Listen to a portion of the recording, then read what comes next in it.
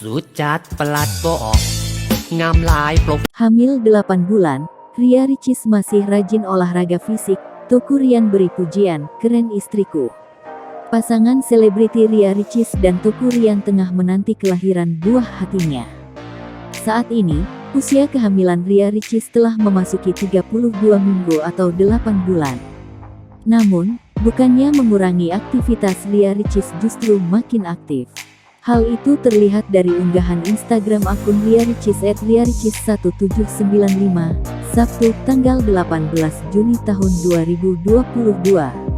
Adik dari Okky Setiana Dewi tersebut mengunggah video dirinya saat sedang berolahraga.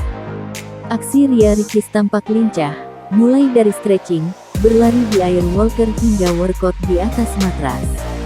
Bahkan Ricis juga masih bisa melakukan gerakan split dengan amat luas. Pada caption, Ricis menuliskan, 32 weeks harus aktif ibu, ya Gusia. Pria asal Aceh tersebut justru memuji semangat Ricis dalam berolahraga.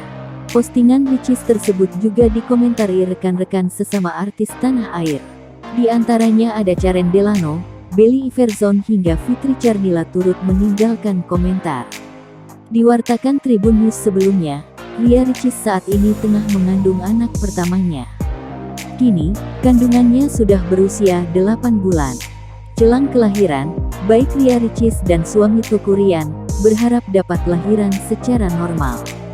Tetapi, keduanya tak masalah apabila anak pertamanya lahir secara caekar.